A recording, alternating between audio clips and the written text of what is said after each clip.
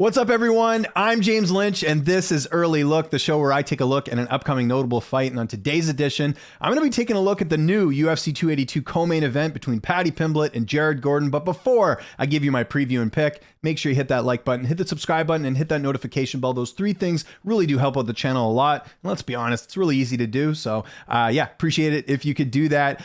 This was actually a fight that I wasn't going to preview, but I had a number of people message me asking if I could do this. So here we are today. And if you've never watched the show before, basically I go through a bunch of different stats, a bunch of different intangibles, and then I give you my preview and pick at the end. And some of it could be relevant, it might not, but I'm just giving you everything I've looked at going into this fight and giving you a reason for picking this fight. So if that makes sense. All right, so there we go. UFC 282 coming up here at the time of recording this next Saturday at the T-Mobile Arena in Las Vegas. New main event, obviously Yuri Prochazka out of his title fight with Glover Teixeira. We got the new main event of Blachowicz and Ankalaev, and because of the switch up, Paddy Pimblett and Gordon moves up the card. And you know, a lot of people I've seen not happy with this in terms of it being the co-main event. You know, Paddy Pimblett's only had a couple fights in the UFC. We'll talk a little bit later about the popularity of Pimblett and how it pertains to this particular matchup. But yeah, Paddy is a chip for the UFC. He has a star for the UFC. So this is why he's getting this treatment of the co-main event.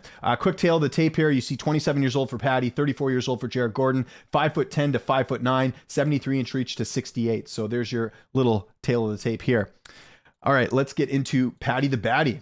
Again, one of the most popular fighters on the UFC roster. Only 3-round fight. We got to point that out, right? I mean, not that it would be 5 rounds, but always got to point out the fact it's 3, not 5 rounds. Paddy Pimblett has a 19-3 record. He's got 6 knockouts, 9 submissions, and 4 decisions. He's 27 years old. He's going to be 28 in January, so getting up there as far as his next birthday. He is 5'10" with a 73-inch reach, like I mentioned. So Paddy Pimblett is going to be 7 years younger. He's going to have a 3-inch height and 5-inch reach advantage in this fight, which is going to be very interesting when you're kind of looking at the matchup itself. And some of the accolades that Pimblett has already. He's a BJJ black belt. I think a lot of people forget that. He's the former Cage Warriors featherweight champion. You know, I think very highly of Cage Warriors when it comes to promotions outside the UFC. And he's got performance of the night in all of his UFC fights: Luigi Vendramini, Rodrigo Vargas, and Jordan Levitt. So this is a guy that obviously very entertaining. And again, that's why you're seeing him get this spot in the co-main event.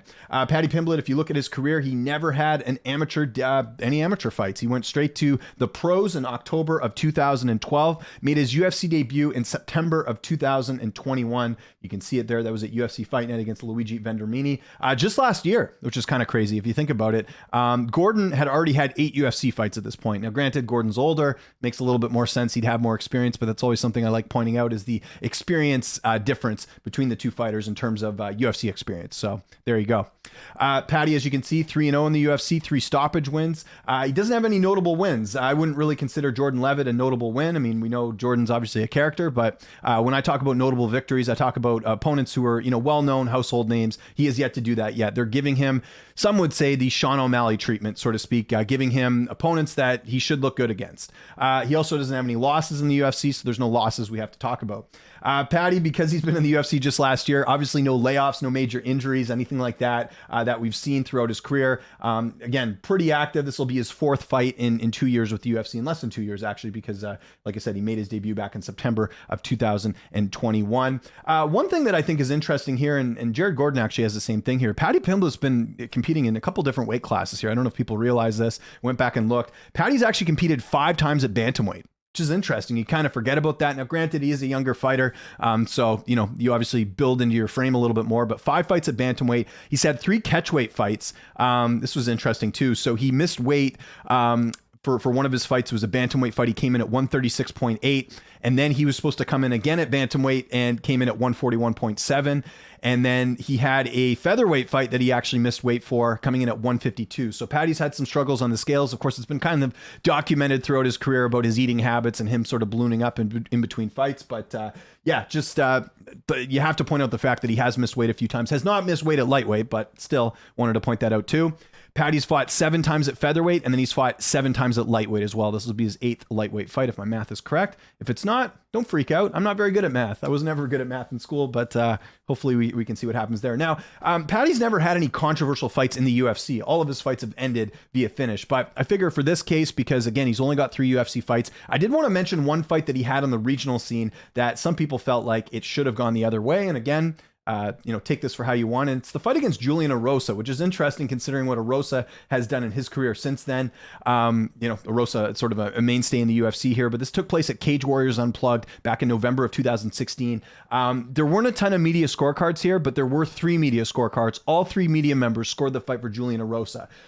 Keep in mind this is Julian Erosa coming over from the States. Paddy's from the UK. Some people felt like there was some hometown cooking when it came to that decision there. So Paddy may only have 1 loss. He could have had 2 in this situation, right? Or sorry, doesn't have 1 loss. I mentioned off the top there, he's got 3 losses. So he realistically could be 18-4 if this fight goes the other way.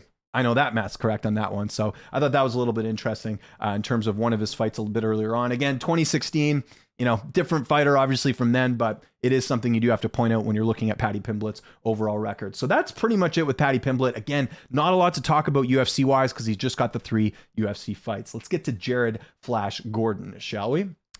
Jared Gordon, you can see there, 19-5 record. He's got 6 knockouts, 2 submissions, and 11 decisions. He's 34 years old. He's 5'9" with a 68-inch reach. No advantages for him physically in this fight. He's older, and Paddy Pimblett's going to be a little bit bigger in this fight. Gordon is a BJJ brown belt. He's also the former CFFC featherweight champion. Again, great promotion out there. CFFC still doing a great job when it comes to producing really good fighters.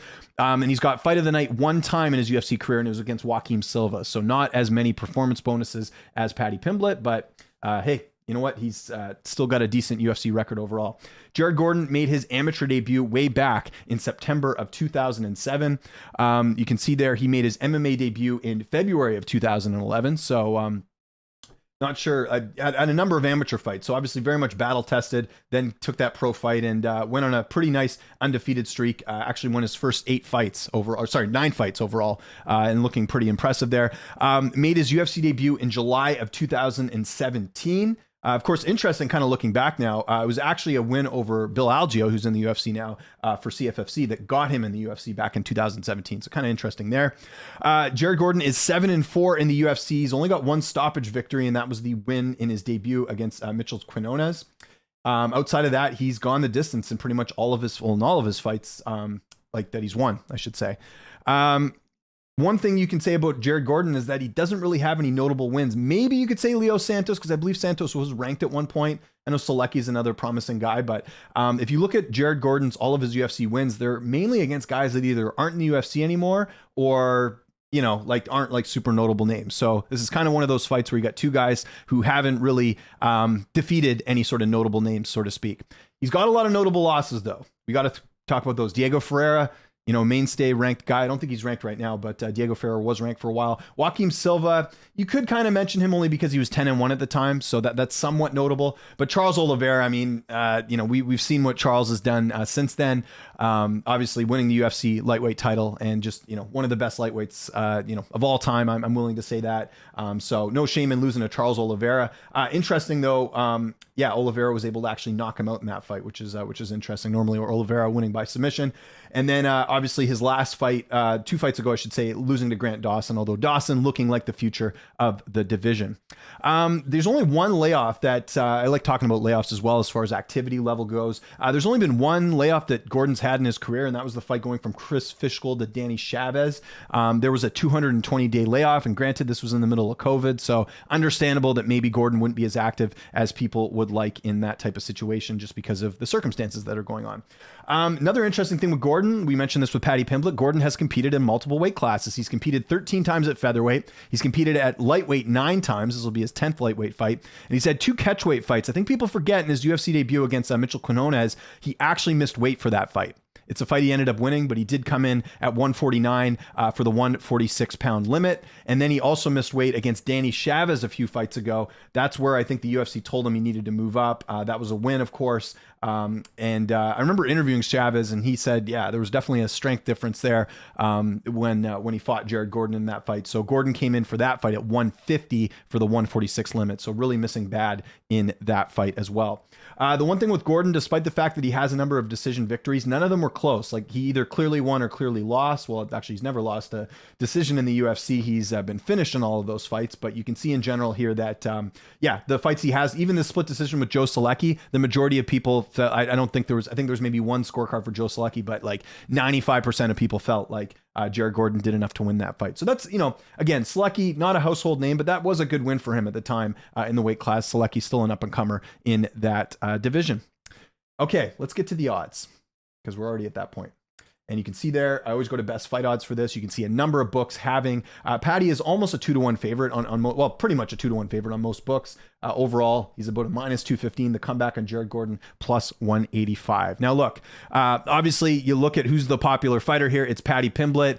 Sometimes you'll see odds, favor a popular fighter when maybe it's not warranted, right? Like we've had, like I'll never forget years ago, we had Paige Van Zandt as a favorite against Rose Namajunas. Not a good decision there, right? We saw what Rose did to her in that fight. I don't think that's the case here. I think Paddy is very talented. Now look, what are some of the critiques of Paddy Pimblett? If we're looking at his career, in all of those fights I mentioned, especially the fight against Luigi Vendramini, he gets hit a lot. That is one cause for concern with Paddy, is his striking defense could be a little bit better. However, he can also throw the kitchen sink at you well and win the fight, and that's what he's done. He's finished all of his opponents, and he's looked extremely impressive doing so. Paddy's also a guy that, again, I think is relatively young, still not even in the prime of his career. I think when fighters are in their 30s, that's typically when you see the prime. He's 27 right now. I think there's some room for improvement. The weight thing is a bit of a concern, although he's never missed weight at lightweight, but I think at some point that's going to catch up to him. So that's something to monitor as well. And the other thing with Paddy as well is that, again, like I mentioned there, he's getting this co-main event. The co-main event slot is not because of Jared Gordon. Jared's a great guy, but he's not getting this co-main event slot because it's him. It's because it's Paddy. And I think this is another fight that the UFC has strategically made for Paddy to win and for Paddy to continue to excel in his career. Remember I mentioned the Sean O'Malley treatment? It's a type of situation where they're giving him guys that he should be able to beat. That's my read on this. Because here's the thing with Jared Gordon. Jared Gordon, while he does have, like I mentioned there, he has 6 wins by knockouts. If you look at the overall ratio, he's had 24 fights, only 6 knockouts. It's not a lot of knockouts, right? And he doesn't have the type of knockout power that's like, in that division, like a Fiziev has knockout power at lightweight. You could look even at like a Gamrot. I mean, there's guys that do have, who am I kidding? Justin Gaethje, Poirier, these are guys that have knockout power. That's kind of what I'm getting at here. Should use some better examples than the guys I just mentioned there. But you kind of get where I'm going with this. Like Gordon does not have that one punch knockout power, really.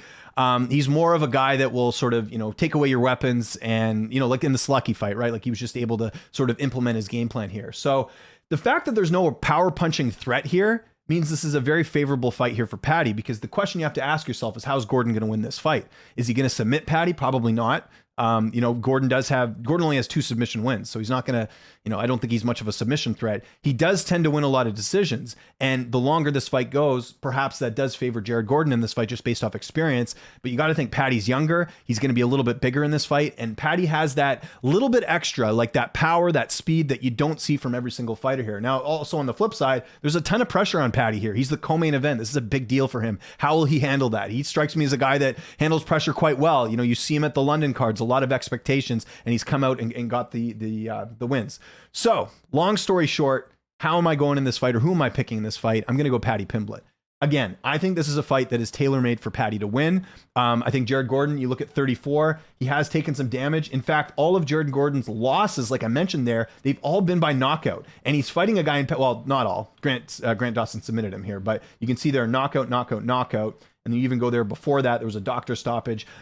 This is tailor-made for Paddy. Paddy's got knockout power. Paddy is a guy that can go out there and knock your lights out. Now, I think the one advantage that Gordon has is experience as far as UFC experience, but Paddy is also, they have almost similar records in terms of who they fought. And Paddy fought some good guys in the regional scene as well. I mentioned Julian Erosa. Nad Narimani is another guy that he fought. He has some good opponents that he's fought previously. What I think is going to happen is I think Paddy's going to come out guns a-blazing. He may get a first-round finish. I could see that happening. That's something maybe you keep an eye on as far as the odds go. I think right now you're seeing Paddy as about a 2-to-1 favorite. I think he should win. I really do. I don't think this is the fight where the Paddy train's going to get halted here.